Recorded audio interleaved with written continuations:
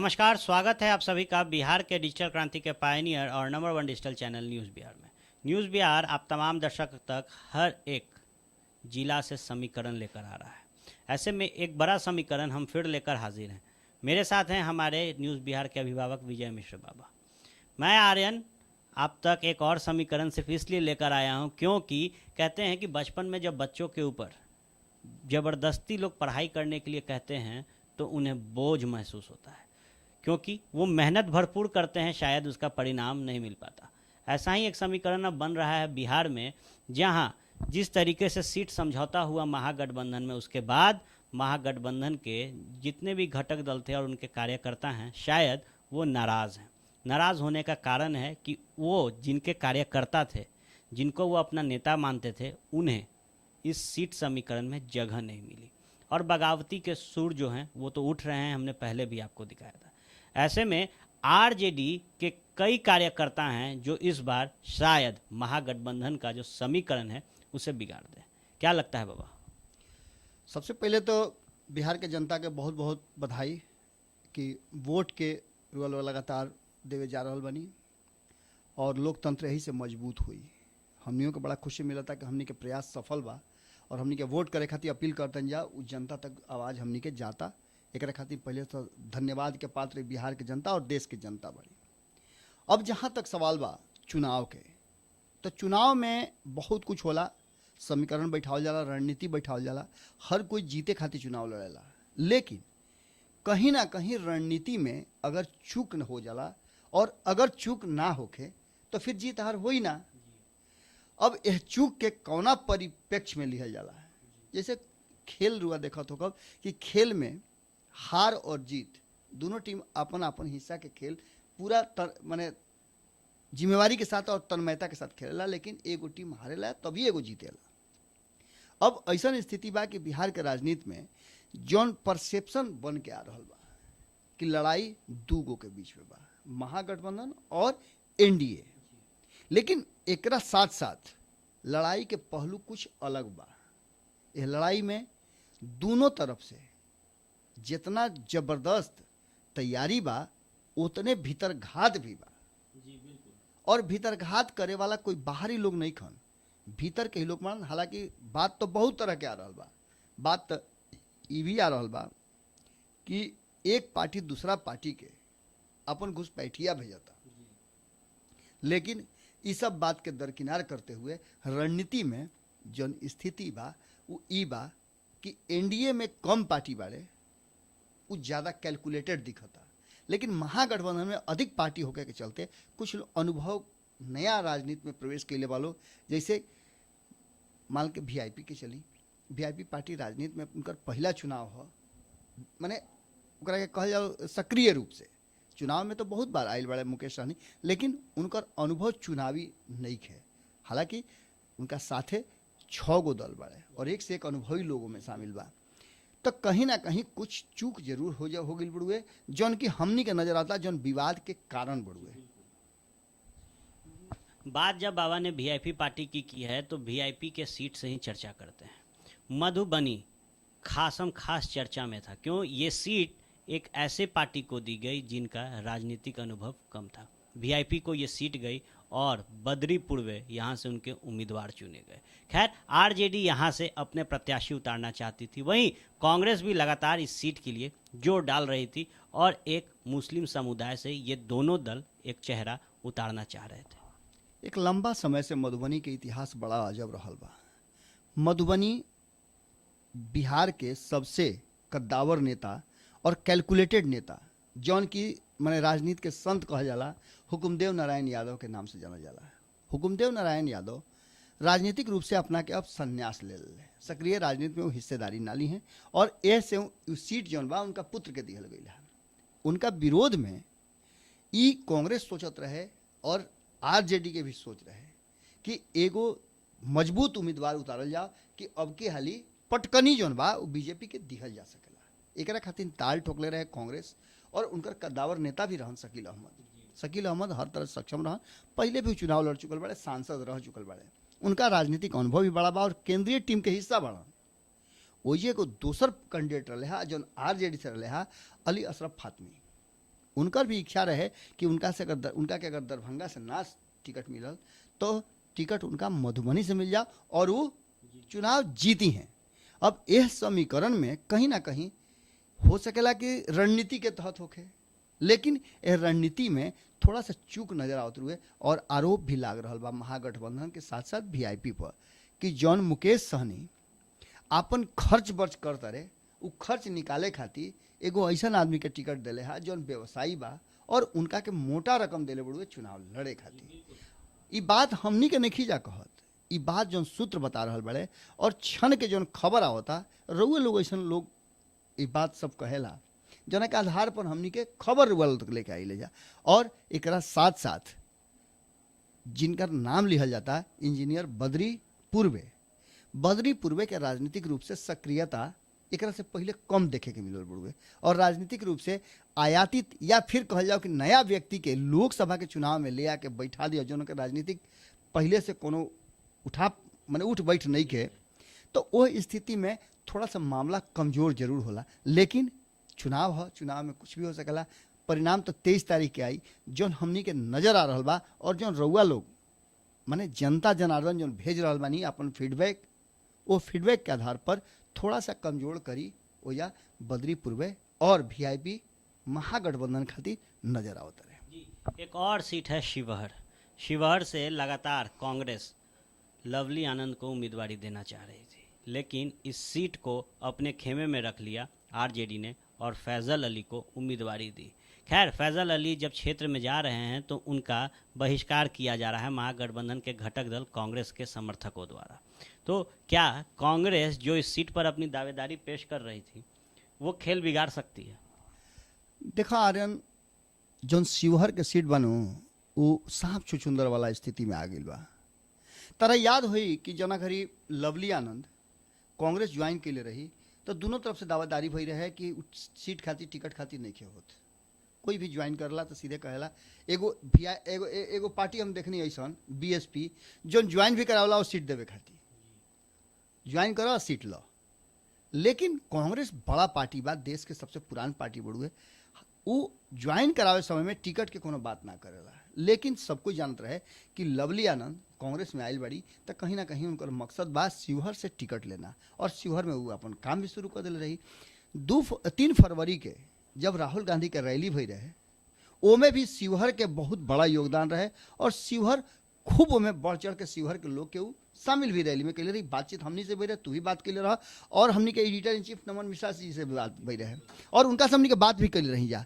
अब ये सब चीज के लेके और देखते हुए जब शिवहर के बात होता तो शिवहर सीट उनका ना मिलल। एक साथ साथ एक और शख्स जो सीधे लालू प्रसाद के पास चल गई रहन, रमा सिंह के बात करता नहीं हम, और अइले तो वो मीडिया में लगातार कई चैनल्स में ये बात चल रहा है, बात करे के प्रयास हमनियों कहीं जा, लेकिन हमनी से बहुत लोग डेराला कि हमनी के उहे बात कहब जा जौन उनकर ना हमनी के जौन समझ में आई तौन बात हमनी के रखब जा। चूँकि साँच बोले और साँच देखावे खातिर हमनी के मशहूर बानी जा।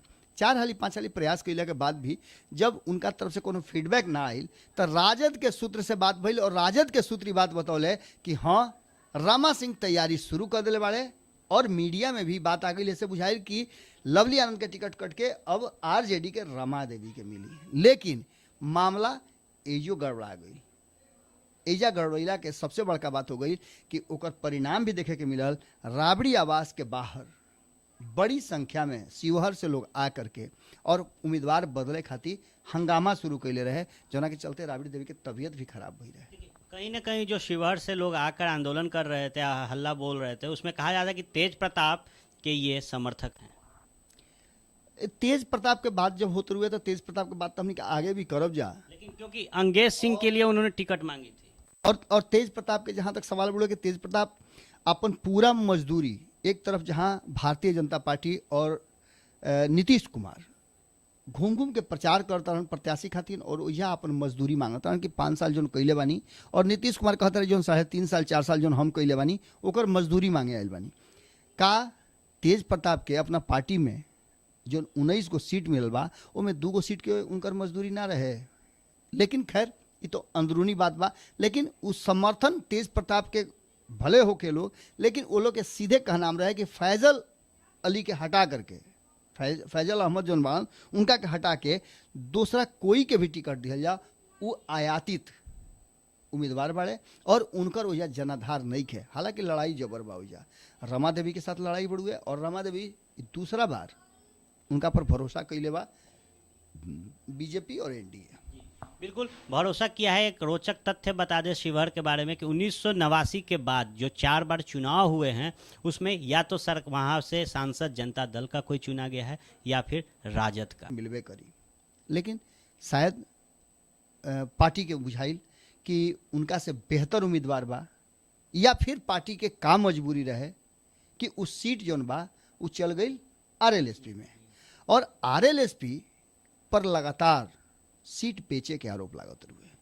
तरह मालूम हुई कि ऐसा 2-3 गो लोग बढ़ुए, इवन कि अब तो राजन तिवारी भी जब सीट उनका ना मिलल तो वह बात के आरोप लगौले कि आरएलएसपी उस सीट बेच दिले बाड़ी। आगे भी कई सीट बेचे के आरोप लागल बढ़ुए। 5 सीट मिलल बा एक गठबंधन धर्म के अंतर्गत आरएलएसपी के। आरएलएसपी खिसिया के उपेंद्र कुशवाहा एनडीए से एजा यही खातिर आई रहन। अब वो एजा से जो टिकट दिले बाड़े वो ब्रजेश कुशवाहा के दिले बाड़े। कुशवाहा के भी संख्या ठीक ठाक बढ़ुए, लेकिन राजन तिवारी एकरा में पचफोरना के काम करते रहे जो स्वाद बढ़ा दिले बड़े इस चुनाव के। और राजन तिवारी पूरा दमखम के साथ जीत के दावा के साथ वो अपन उम्मीदवारी पेश कर बड़े बसपा से। वो जब राजद से ना मिला तो बसपा से टिकट उनका प्राप्त हो गई बा और घोषित उम्मीदवार बढ़न। अब स्थिति बा कि राजन तिवारी से जो बातचीत भइल वो अपना जनता के हमने के सुनल ही नहीं जा। ब्रजेश कुशवाहा से और आरएलएसपी से हमने लगातार बात करे के प्रयास करते जा, लेकिन केहू भी सक्षम आदमी जो बोल सके वो हमनी से बात करे खातिर तैयार नहीं थे। कारण बा कि हमनी के भाई तो साँचे बोलब जा, हमनी के तो जो कहब लोग तो ना बोलब जा। चंपारण की पूर्वी चंपारण, यहाँ से कांग्रेस ने अपनी उम्मीदवारी पेश की, यहाँ से भी आरएलएसपी ने अपनी उम्मीदवारी पेश की है और आकाश सिंह यहाँ से चुनाव लड़ेंगे। आकाश सिंह के पिता अखिलेश प्रसाद सिंह राज्यसभा सांसद हैं और इस सीट को भी कहीं ना कहीं कुशवाहा को बेचने का आरोप लगा है। राधा मोहन सिंह यहाँ से सांसद हैं बीजेपी कोटे से और काफ़ी लंबे समय से इस सीट पर काबिज हैं। ऐसे में यहाँ से भी आरजेडी कांग्रेस लगातार विरोध कर रही है आरएलएसपी के खाते में सीट जाने के बाद। आर्यन ये जो सीट बताओ तरह मोतिहारी वाला पूर्वी चंपारण वाला ये सीट राधा मोहन सिंह के पास बा। भारतीय जनता पार्टी के सांसद बन और केंद्र में कृषि मंत्री बन कि कृषि जौन बा उस सबसे हॉट क्षेत्र हो गई बड़ुए पूरा लोकसभा चुनाव के। और लोकसभा चुनाव के कहा हमनी के भी मन आत्मा और दिल में किसान बसेले। भारत 2 गो चीज पर बहुत अड़ेला और भारत के लोग के भावना और मानसिकता संवेदना और आत्मा अगर कोनो चीज में बसेला तो 2 गो चीज बढ़ुए। और तीसरा भी बताई 2 गो मुख्य चीज जौन बा, एगो किसान और दूसरा जवान। किसान और जवान पर पूरा देश टिकल बढ़ुए। देश के सुरक्षा किसान के हाथ में बा और पेट भरे के जिम्मेवारी किसान पर बढ़ुए। और युवा नौजवान ये तीनों के मुद्दा जौन बा वो बहुत हॉट मुद्दा बा। राधा मोहन सिंह कितना सफल भइले एकर परीक्षा 23 तारीख के परिणाम के साथ पता चली। जनता में उहो बाड़न। एकरा साथ साथ जब विवाद के बात भइल तब विवाद एजे से इहे उस सीट ह मोतिहारी के जना के चलते आरएलएसपी खंड खंड में बिखर गई। इस सीट पर माधव आनंद खातिर खुद उपेंद्र कुशवाहा जा करके उनका उम्मीदवारी के घोषणा कैले रहन। बहुत बड़ा रोड शो भई रहे और माधव आनंद ओजा अपन चुनाव प्रचार भी शुरू कर दिले रहन। हमरा से बातचीत उनका भई रहे तो नगरी कहले कि हम बहुत व्यस्त बानी। रुआ लोग सुनले हो अगर बैक करके देखें तो 2 महीना पहले माधव आनंद से हमारे बातचीत भई रहे। उनका से भोजपुरी में हम बात कैले रही कि भोजपुरिया क्षेत्र है और गइल बड़ा भाई तो का तू करब। उ सीधे सीधे कहले कि उ काम करब हम कि जौन अब तक बिहार या कोनो लोकसभा क्षेत्र में ना भइल होई। ये क्षेत्र में हम 2 गो चीज जरूर कर देब।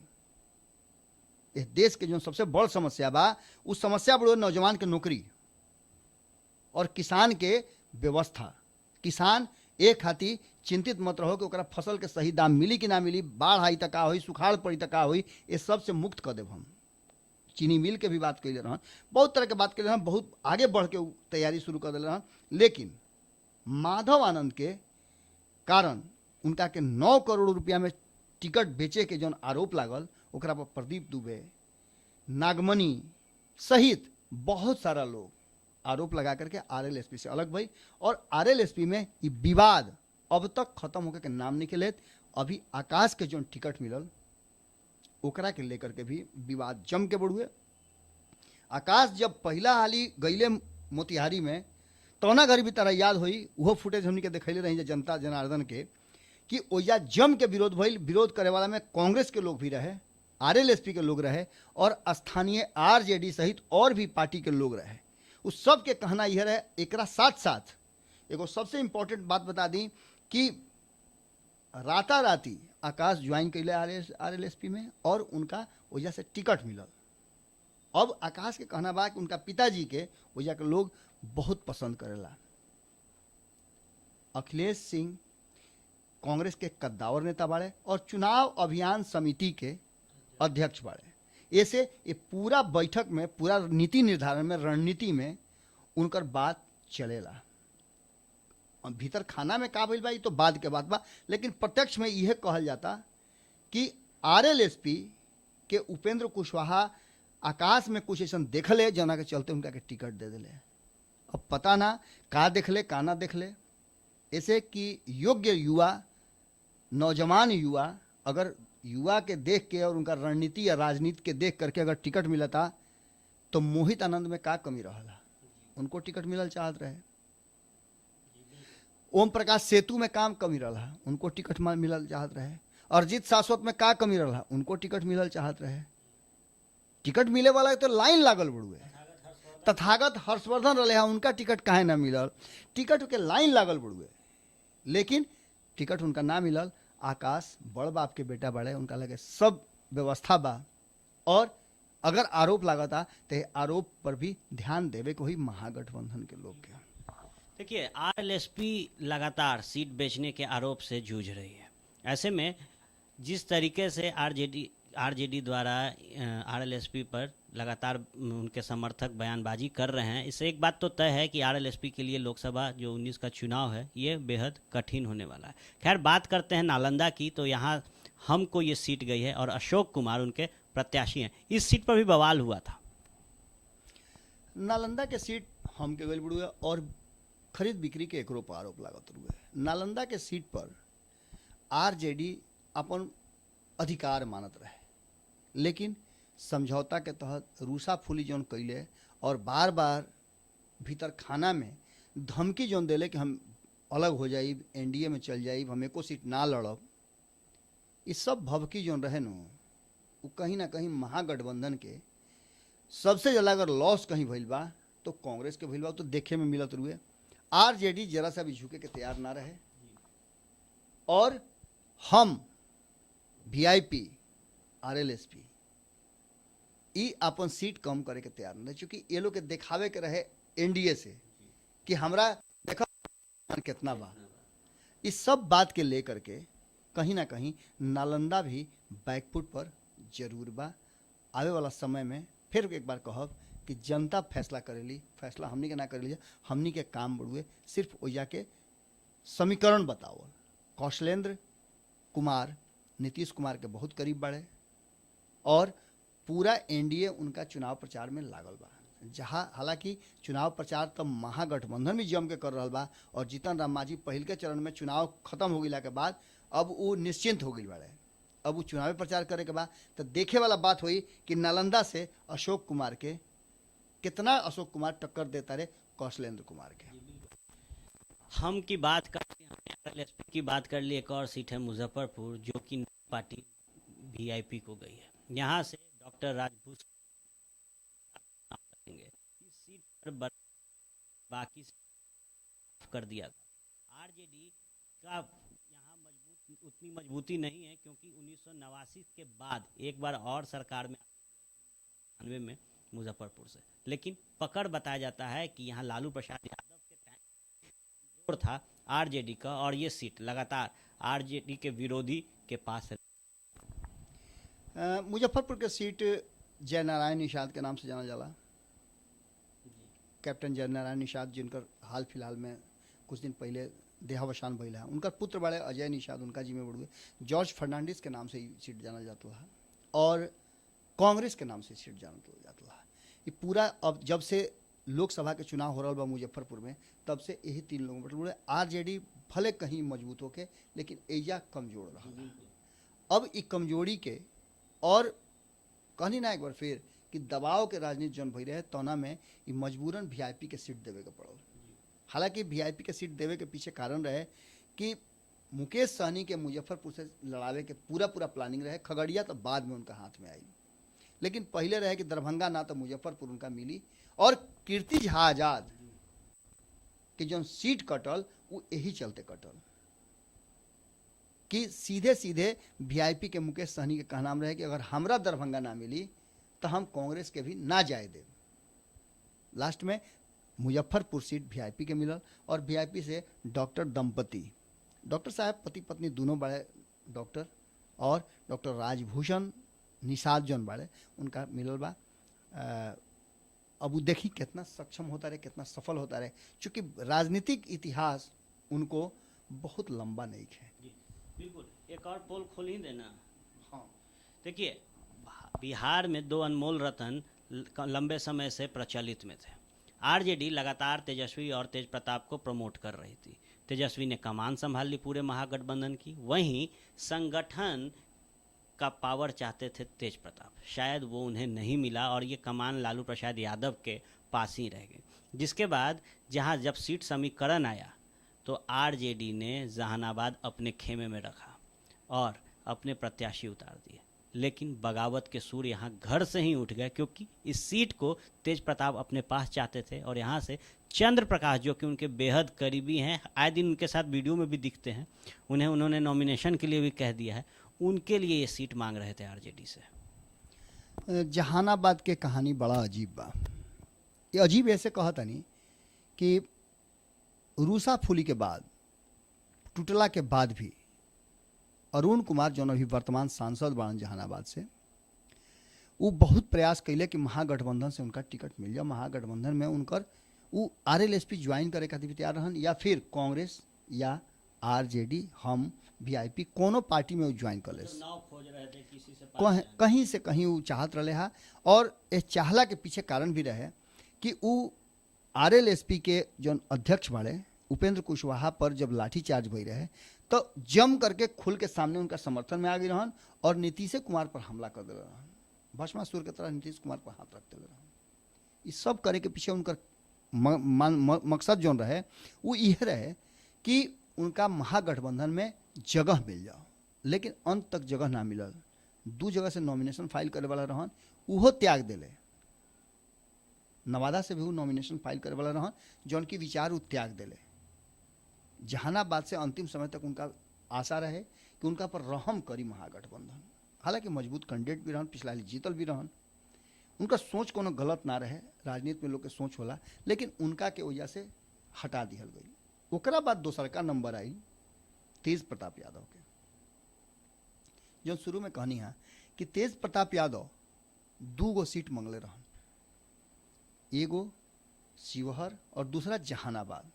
यहाँ तक ले कि सुरेंद्र यादव जोना के जिनका के आरजेडी महागठबंधन अपन उम्मीदवार बनौले बा, उनका विरोध में भी कई बात कहले रहन। इस सब के लब्बो लुआब उहे रहे कि वो चाहत रहन कि ओजा से उनकर जो प्रिय पात्र बड़े चंद्र प्रकाश, ये ना मानो चंद्र प्रकाश के वजह से वो चुनाव लड़ावस। चंद्र प्रकाश के राजनीतिक इतिहास बा, उनकर पारिवारिक इतिहास बढ़ुए, वो शुरू से आरजेडी के बहुत समर्पित कार्यकर्ता बाड़े और उनका के एगो टिकट चाहत रहन कि मिलो, लेकिन ऐसा ना संभव है। एकरा अलावे बहुत लोगों में लाइन में रहे, कांग्रेस से भी कई नाम सामने रहे, लेकिन अंततः इस सीट जौन बा आरजेडी के गई और इस सीट परिवार के बिखराव के भी कारण बनल। ये बात के लेकर के यहाँ तक ले कि प्रेस वार्ता हुई, फिर बीच में प्रेस वार्ता कैंसिल हुई। आज जब चुनाव प्रचार के बात कल जाता तो देखे वाला बात ये भइल हा कि जहानाबाद में चुनाव प्रचार करे खातिर ना गई रहे, लेकिन वो रास्ता से जा करके जरूर चंद्र प्रकाश के हौसला अफजाई कैले। चंद्र प्रकाश उनका साथे घूमता रहे और लगातार घूम रहा चंद्र प्रकाश के पक्ष में वो चुनाव प्रचार करे खातिर ही तेज प्रताप कहले रहे। हालांकि राबड़ी देवी इस सब बात पर अंत समय तक काल वो अपना एक बयान में कहले बाड़ी कि हमार दोनों बेटा में कोई दिक्कत नहीं है, रोज बात होला, दोनों एकजुट बाड़े, कहीं कोई प्रॉब्लम नहीं है। भड़कावत तारन स वो यही भाषा में बोलले रही कि भड़कावत तारन स जदयू वाला भाजपा वाला, लेकिन भड़के वाला नहीं है, परिवार टूटे वाला नहीं है। परिवार टूटता कि बाँचत रुए ये तो वक्त बताई। इस चुनाव तक अगर मना के रख ले लोग तेज प्रताप के तो फायदा मिली। तेज प्रताप कभी भी विस्फोट कर सकेले। तेज प्रताप कभी भी विस्फोट कर सकते हैं। खैर, इस वक्त जो महागठबंधन की स्थिति है वो कहीं ना कहीं महागठबंधन के हर घटक दल के कार्यकर्ताओं के अपेक्षा और महत्वाकांक्षाओं से घिर गई है। जहां संगठन को, पार्टी को कार्यकर्ता मजबूत बनाते हैं, जब कार्यकर्ता ही निराश हो जाएं तो ये एक बड़ा विस्फोट हो सकता है। जिस तरीके से बाबा ने बताया कि तेज प्रताप भी कभी भी विस्फोट कर सकते हैं, तो कार्यकर्ता का गुस्सा कभी भी विस्फोट कर सकता है। ये वो 7 सीटें हैं जिनका समीकरण हमने आपको बताया कि जो भी प्रत्याशी महागठबंधन ने यहाँ से उतारे हैं उनके लिए जीत आसान नहीं होगी, क्योंकि यहाँ विरोध ही ज़्यादा हैं उनके विपक्ष उम्मीदवार से।